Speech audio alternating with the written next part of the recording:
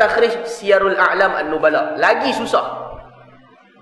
Kalau kata susah nak takhrij kitab hadis, kitab sejarah lagi susah nak takhrij. Sebab penulis sejarah, mereka bubuh cerita ya. Tentu hampir ke semua kitab sejarah sama. Mereka bubuh ya cerita.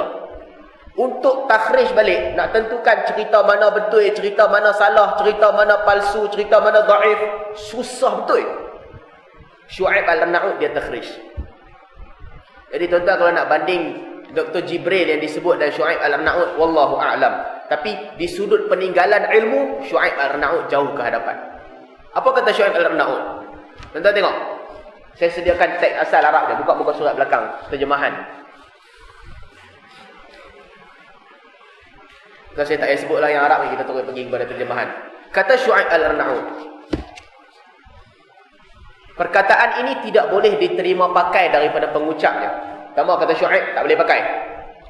Bagaimana mungkin kubur seseorang di kalangan orang yang saleh menjadi penawar dan ubat kepada orang hidup? Kepada orang yang hidup. Tengok perkataan Syuaib Al-Arnaud. Kaifa yakunu qabr ahadun minal amwatis salihin tiryaqan wa dawaan lil ahya. Macam mana kubur orang yang saleh boleh jadi tiryaqan wa dawaan lil ahya. Tiryaq dalam bahasa Arab maksudnya penawar racun. Kita tengah bincang pasal siapa? Kubur Ma'ruf Tiryaqi. Ma'ruf At-Tiryaqi. Nama dia Tiryaq. Maksud perkataan tiryaq tu penawar racun. Maka Arnaud guna perkataan yang sama. Macam mana boleh bagi kubur orang yang saleh menjadi tiryaq wa dawa lil ahya, menjadi penawar dan juga ubat kepada orang yang masih hidup. Dan tidak terdapat sebarang nas dari kitabullah yang menunjukkan kelebihan berdoa di mana-mana kubur. Al-Quran tak cerita. Tak ada langsung ayat Quran yang kata mujarab doa kat kubur ni. Rasulullah juga tidak pernah memerintahkannya. Yang kedua, Nabi tak pernah habaq pun hampa pergi berdoa kat kubur orang ni, doa kat kubur orang tu, dan tidak pernah mencontohkan perbuatan itu. Nabi tak pernah tunjuk. Tuan-tuan, sahabat tak pernah tengok kata Nabi pergi ke satu kubur lalu Nabi doa kat kubur tu. Doa minta mayat tu bagus ada lah, minta Allah ampunkan mayat tu ada. Tapi minta doa, semata-mata pergi ke kubur kemudian minta doa, ya Allah bagilah aku faham agama. Nabi tak pernah buat. Dan tidak pernah dilakukan oleh seorang pun di kalangan sahabat dan tabi'in. Tak pernah seorang pun di kalangan sahabat mereka pergi ke kubur dan minta doa di kubur. Tak ada riwayat yang sahih. Hatta kubur Nabi tak ada yang riwayat yang sahih. Tak ada riwayat yang jelas-jelas kata bila sahabat ada masalah ya, mereka duduk di Madinah, masuk ke kubur Nabi minta doa di situ. Tak, sahabat tak buat. Serta tidak pernah dianggap baik oleh seorang pun di kalangan imam muslimin.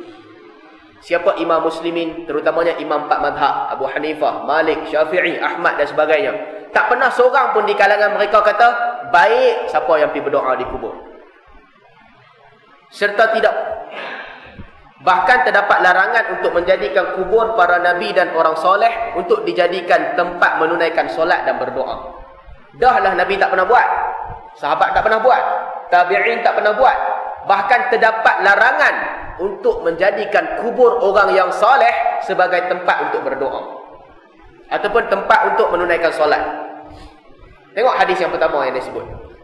Ali bin Husain bin Ali Zainul Abidin pernah melihat sebuah lubang yang terdapat pada kubur Nabi. Lalu melihat seorang lelaki masuk ke dalam sebuah lubang yang terdapat di kubur Nabi SAW. Di kubur Nabi ada farjah, ada satu, bukan lubang betul lah, ada ruang tanah yang terbuka sedikit. Maka ada orang dia masuk dalam lubang tu, lalu dia berdoa. Bila Ali bin Husain Zainul Abidin, cucu ataupun cicit Nabi SAW, dia nampak orang tu masuk dalam lubang tu dan berdoa, apa dia buat? Dia pergi kepada orang tu, lalu dia sampaikan hadis. Kata dia, la taj'alu qabri aidan. Jangan kamu jadikan kubur aku sebagai tempat kamu menyambut perayaan. Maksudnya tempat kamu berkumpul, tempat yang sentiasa kamu datang. Nabi kata jangan. Wala taj'alu buyutakum qubura. Dan jangan kamu jadikan rumah kamu sama macam kubur. Nabi tak bagi buat dua benda.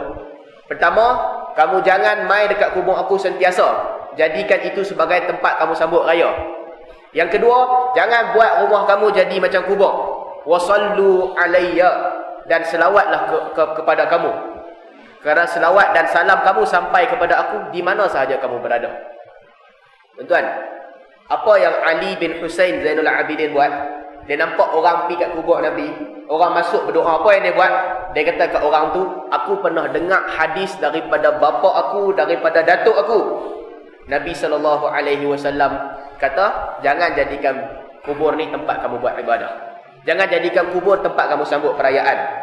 Jangan buat rumah kamu jadi macam kubur. Maksud dia apa? Maksud dia kamu nak solat, solat di rumah. Kalau kamu nak selawat kepada aku, selawatlah di mana-mana. Kerana selawat itu sampai. Daripada cerita ni, apa yang kita faham? Apa pendirian cicit Nabi dalam cerita ni? Orang tu dia bukan buat apa, dia pergi berdoa. Lalu cicit Nabi sampaikan hadis kepada dia, hadis yang menunjukkan perbuatan tu tak boleh buat. Itu yang pertama. Yang kedua, sesungguhnya Al-Hasan bin Ali melihat satu kaum berkumpul di kubur, lalu dia menghalau mereka dan berkata, sesungguhnya Nabi SAW menyebut, jangan kamu jadikan kubur aku tempat menyambut perayaan. Al-Hasan bin Ali. Al-Hasan siapa? Cucu Nabi. Yang Nabi SAW kata, inna bni hadha sayyidun. Nabi kata, cucu aku ataupun anakku ini adalah penghulu. Dia akan mendamaikan dua puak yang bertelagah. Nabi puji dia. Hasan bila nampak ramai-ramai orang berkumpul di kubur Nabi SAW, apa dia buat? Dia kata, jangan jadikan kubur sebagai tempat kamu berkumpul. Tempat kamu buat seperti kamu sambut perayaan. Yang ketiga, kata Ma'rur bin Suwaid, kami keluar menunaikan haji bersama Umar. Beliau mengimamkan solat subuh